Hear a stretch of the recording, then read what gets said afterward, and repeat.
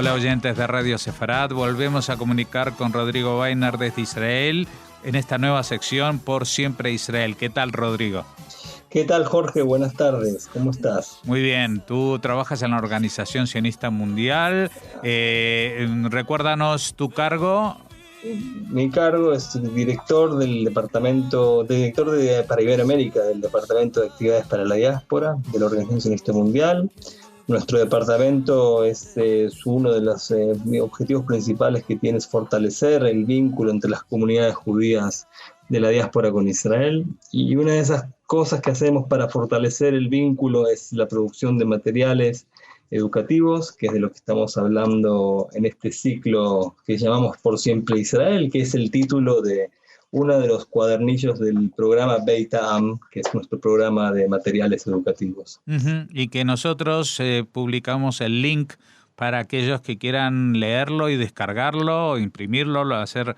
Exacto. Exacto. Pues vamos, la vez anterior hablamos de cosas muy divertidas e interesantes, anecdóticas, Sí, en torno a la propia declaración de independencia, porque era la fecha hebrea de Yom Ha'atzmaut. Pero hoy vamos a ir un poquito más en orden, vamos a ir justo lo que dio pie a que hubiera una independencia en Israel, ¿no? Exacto, que bueno, quizás mucha gente de los oyentes no conocen este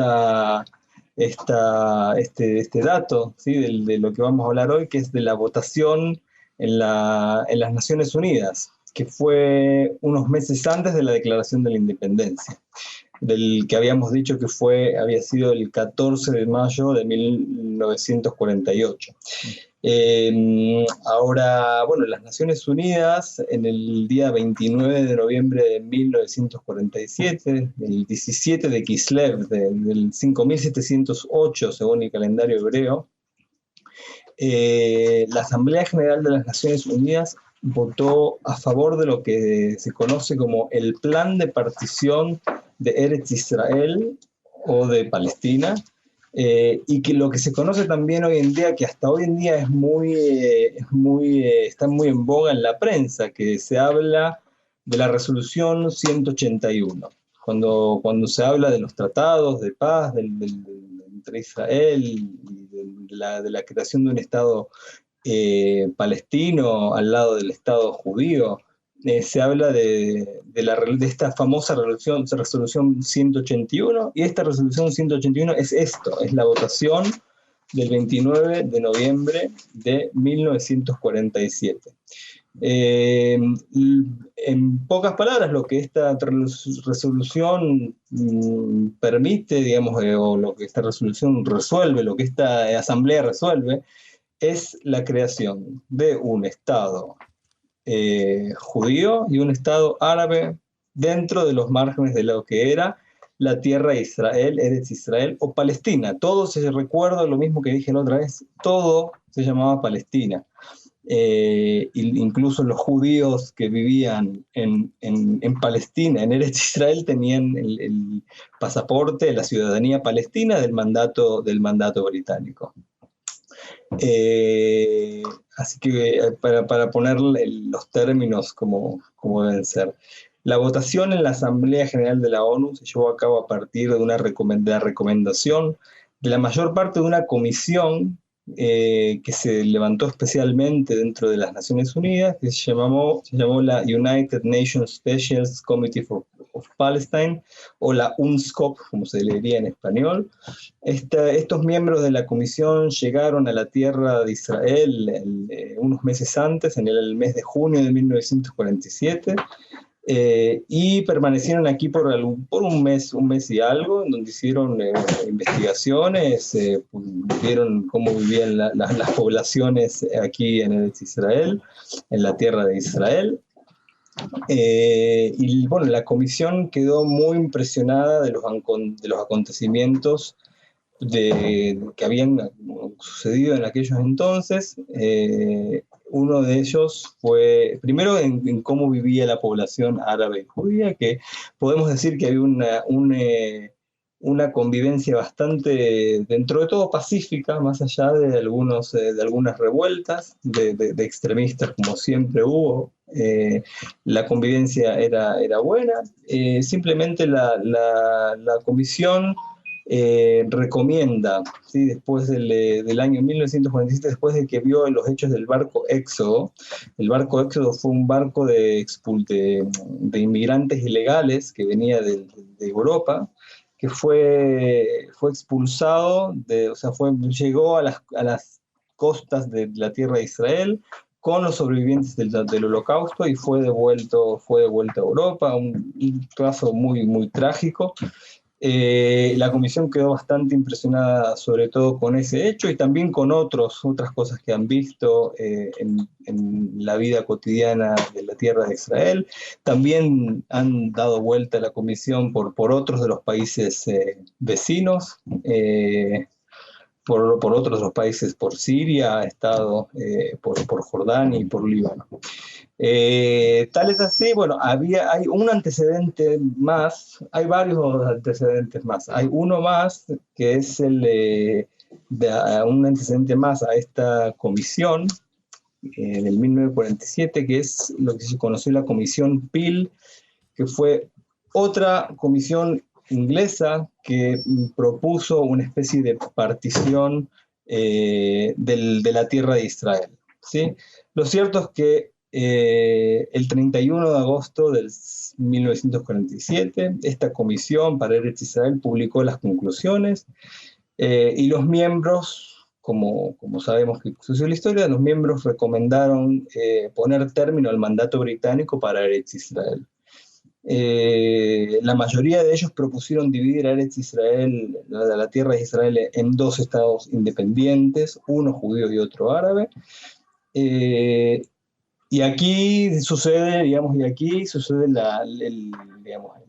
divergencia, ¿cómo se dice esto? La diferencia, ¿sí? entre las dos partes. Por una parte, es la Organización Sionista Mundial, ¿sí? Junto con las instituciones del poblado judío en Eretz Israel, aceptaron el plan de partición, si bien ese plan tendrían que observarlo en el mapa, dejaba afuera del Estado judío poblados judíos. Sí, uno de ellos es el caso del Kibbutz Nitzanim y de la zona de lo que sería de la costa sur, la costa del mar Mediterráneo para el sur.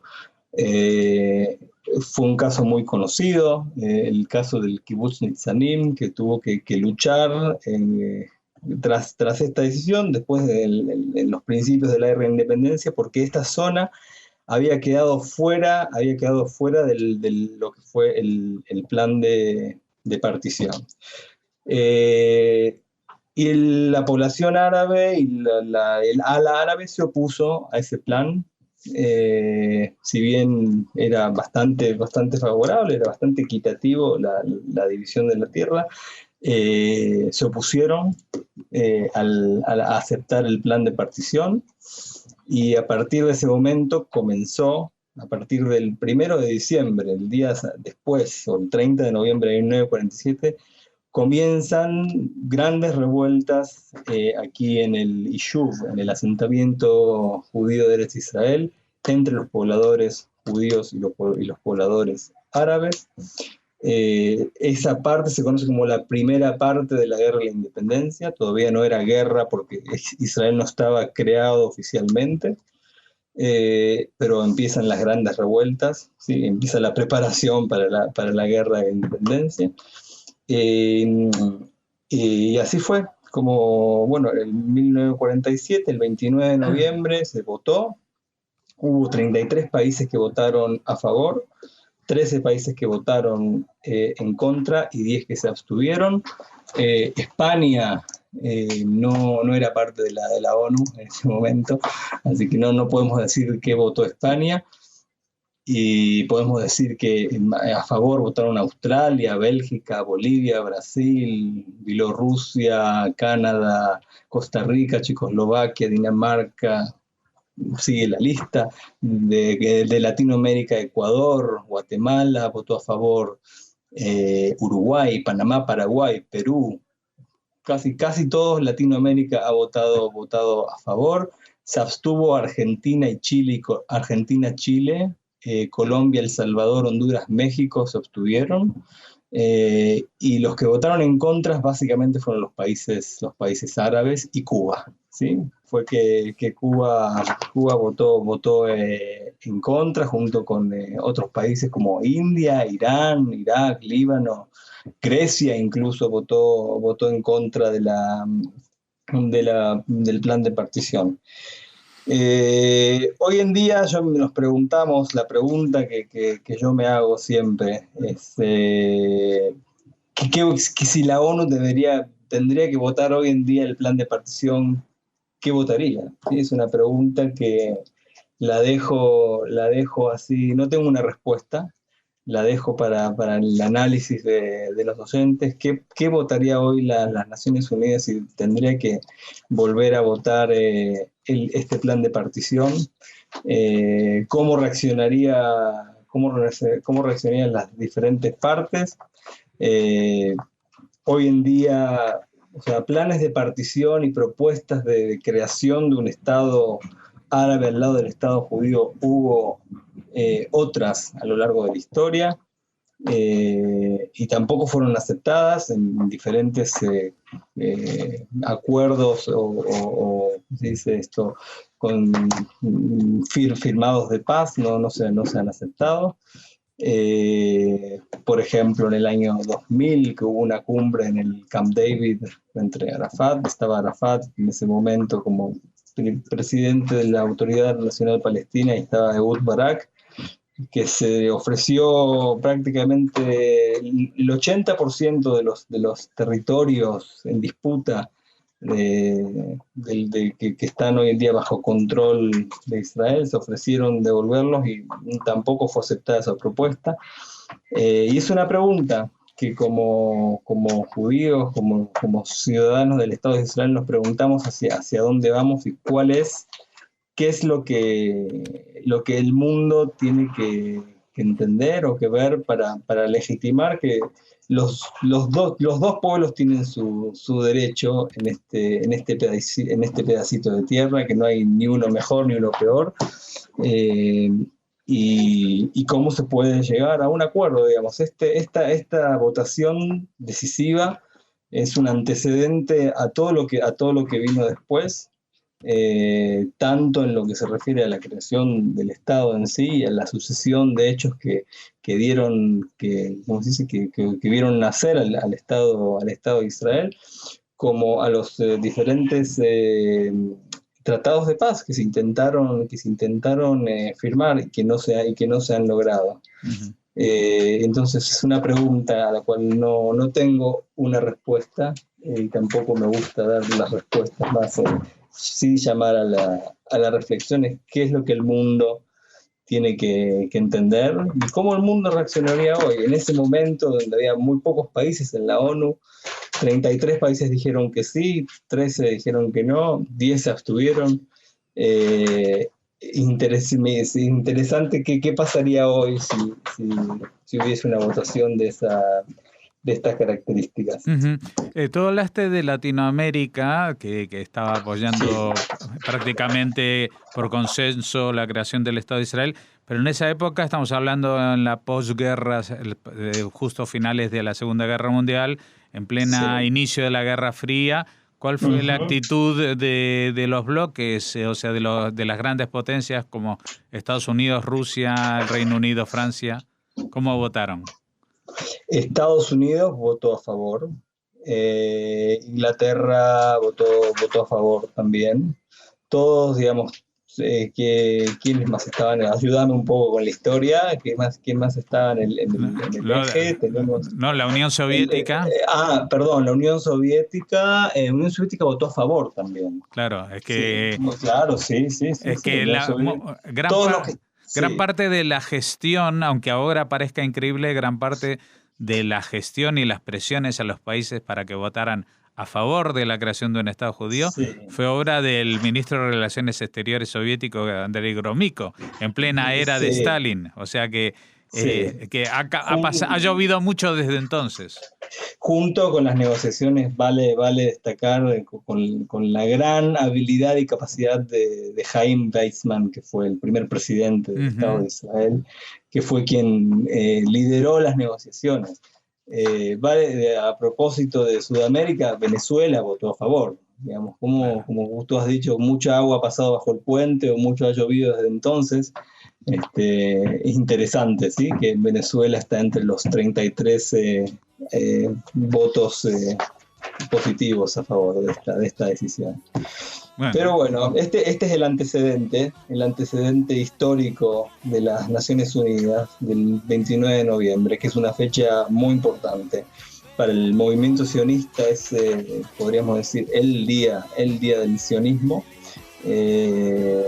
porque bueno, es el reconocimiento internacional al derecho del pueblo judío de establecerse en esta tierra, como un Estado nacional, independiente y soberano. Así que para el movimiento sionista, si Yom Ha'atzmaut, si el Día de la Independencia es para el Estado de Israel, el día de festejo, el 29 de noviembre es el día del movimiento sionista. Sí, porque aquí también la ONU, obviamente, es una reunión de países y las comunidades judías que viven ahí, el sionismo también todo tuvo que ver con la actividad del sionismo, lo que el movimiento sionista promulgaba y enseñaba en las diferentes comunidades judías del mundo. Enseñaba este apoyo, apoyo por Israel, por crear el Estado de Israel. Muy bien, pues te agradecemos. Aquí estamos 70 años después, o 70 años y medio después de aquella decisión. Te agradecemos, Rodrigo Weiner, de la Organización Sionista Mundial, por este capítulo en la historia del Israel actual, y te invitamos a la semana próxima a seguir hablando de estos temas. La semana próxima hablaremos de la pandemia. Muy bien.